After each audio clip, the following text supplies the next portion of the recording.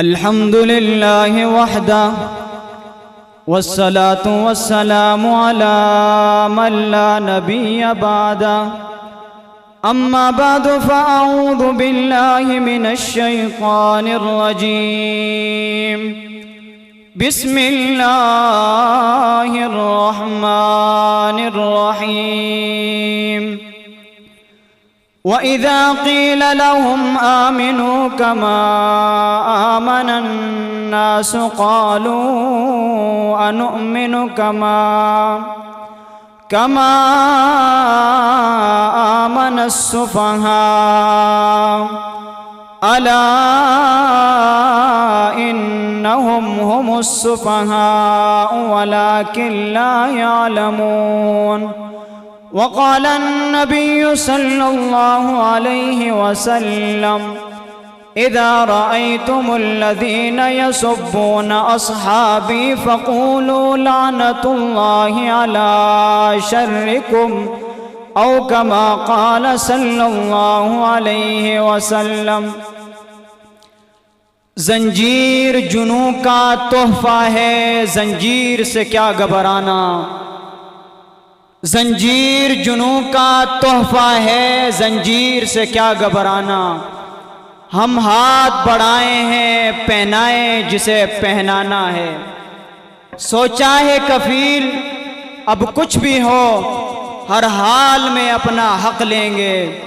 عزت سے جیے تو جی لیں گے یا جام شہادت پی لیں گے۔ میرے محترم واجب الاحترام قابل صد تکریم معزز علماء کرام اور علاقہ ہادہ کے نڈر بے باک غیرت مند دوستوں، بزرگوں اور ساتھیوں، میں انتہائی مشکور ہوں میرے مشفق و مربی بھائی نصیر صاحب اور طاہر الیاس صاحب کا مجھ ناچیز انسان کو مختصر وقت کے لیے ٹائم دیا تو میں نے آپ کے سامنے قرآن مجید کی ایک آیت کریمہ تلاوت فرمائی۔ عنوان ہے تحفظ ختم نبوت و دفاع صحابہ۔ دیکھا جائے تو یہ دو عنوان ہیں، تحفظ ختم نبوت الگ عنوان ہے اور دفاع صحابہ ایک الگ عنوان ہے۔ تحفظ ختم نبوت کے عنوان پر آپ سے علماء کرام بہت جلد خطاب فرمائیں گے۔ میں دوسرا عنوان و دفاع ناموس صحابہ پر چند باتیں پیش کر کے اجازت چاہوں گا۔ اللہ رب العزت قرآن کریم میں ارشاد فرماتے ہیں کہ وَإِذَا قِيلَ لَهُمْ آمِنُوا كَمَا آمَنَ النَّاسِ، کہ ایمان لاؤ صحابہ جیسا، نمازیں پڑھو صحابہ جیسی، قرآن پڑھو صحابہ جیسا، ذکر اذکار کرو صحابہ جیسا،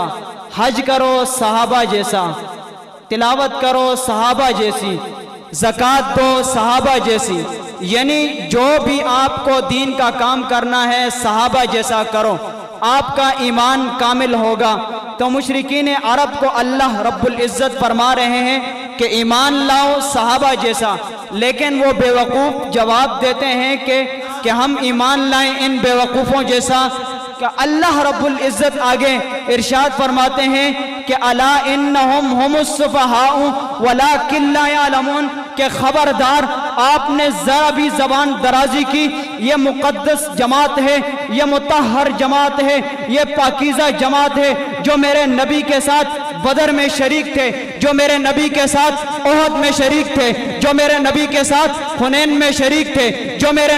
نبی کے ساتھ 27 غزوات میں شریک تھے، یہ مقدس و مطہر جماعت ہے۔ ان کے خلاف اگر زبان درازی کی تو جواب رب تعالیٰ خود دے رہے ہیں کہ الا انہم ہم السفہاء ولکن لا یعلمون، یہ بیوقوف نہیں بلکہ تم خود بیوقوف ہو۔ رب تعالیٰ نے اس وقت جواب دے کر دنیا کفر کو یہ بتا دیا کہ میں رب خود جس جماعت کا دفاع کر رہا ہوں وہ کوئی معمولی جماعت نہیں ہے، وہ مقدس جماعت ہے، وہ مطہر جماعت ہے، وہ عظیم جماعت ہے، وہ ایک عرفہ و اعلیٰ جماعت ہے جسے رب تعالیٰ قرآن کے اندر اپنی فوج قرار دے رہے ہیں، جسے رب تعالیٰ ایمان والوں کو فرما رہے ہیں کہ آپ ایمان لاؤ تو تو صحابہ جیسا آپ نمازیں پڑھو تو صحابہ جیسی آپ ذکر اذکار کرو تو صحابہ جیسا۔ رب تعالیٰ نے قرآن مجید کے اندر صحابہ اکرام کا دفاع کر کے دنیا کفر کو بتایا ہے۔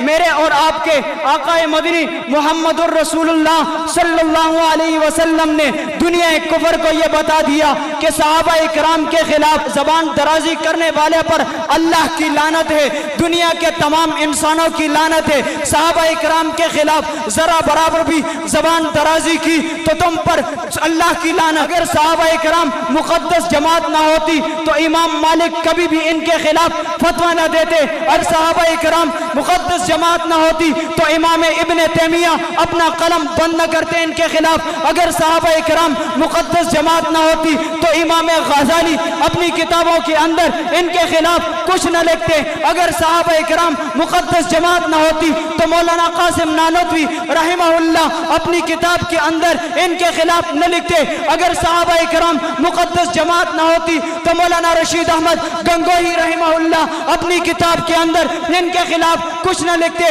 اگر صحابہ اکرام مقدس جماعت نہ ہوتی تو مولانا عطا اللہ شاہ کبھی بھی ان کے خلاف اپنی کتاب کے اندر خلاف نہ لکھتے۔ اگر صحابہ اکرام مقدس جماعت نہ ہوتی تو کبھی بھی مولانا عبد الشکور لکھنوی رحمہ اللہ ان کے خلاف نہ لکھتے۔ اگر صحابہ اکرام مقدس و مطہر جماعت نہ ہوتی تو مولانا حق نواز جنگی شہید رحمہ اللہ کبھی بھی میدان کے اندر نہ آتے۔ سوال اٹھتا ہے کہ مولانا حق نواز جنگی شہید رحمہ اللہ آخر میدان کے اندر کیوں آئے؟ اس لیے آئے کہ انہوں نے جنگ کی گلیوں کے اندر اماں عائشہ کے خلاف بدتمیزی کرتے ہوئے ان کتوں کو پایا، تبھی میدان میں آئے۔ انہوں نے جنگ کی گلیوں کے اندر حضرت ابو بکر کو کافر لکھتے ہوئے دیکھا تو تبھی میدان کے اندر آئے۔ انہوں نے جنگ کی گلیوں کے اندر دیکھا کہ شیعہ زبان درازی کر رہا ہے صحابہ اکرام کے خلاف، زبان درازی کر کے دنیا کفر کے خلاف مولانا حق نواز جنگی شہید رحمہ اللہ میدان کے اندر آئے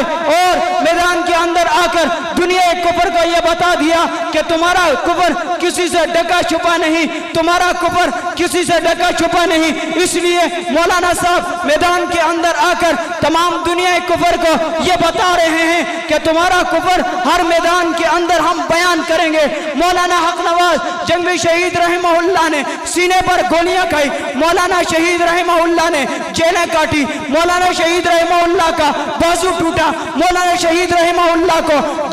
جیل کے اندر الٹا لٹکایا گیا۔ اگر مولانا حق نواز جنگی شہید رحمہ اللہ میدان کے اندر نہ آتے تو آج پتہ نہیں یہ کفر کہاں سے کہاں تک پہنچ چکا ہوتا۔ مولانا حق نواز جنگی شہید رحمہ اللہ کی وجہ سے ہم خوش نصیب ہیں کہ جنہوں نے ہمیں اس مقام تک پہنچایا کہ آج ہم دنیا کے کفر کے سامنے صحابہ اکرام کا دفاع کر رہے ہیں۔ یہ بازی خون کی بازی ہے، یہ بازی تم ہی ہارو گے، یہ بازی خون کی بازی ہے، یہ بازی تم ہی ہارو گے۔ گھر گھر سے جنگوی نکلے گا، تم کتنے جنگوی مارو گے؟ وما علینا الا البلاغ۔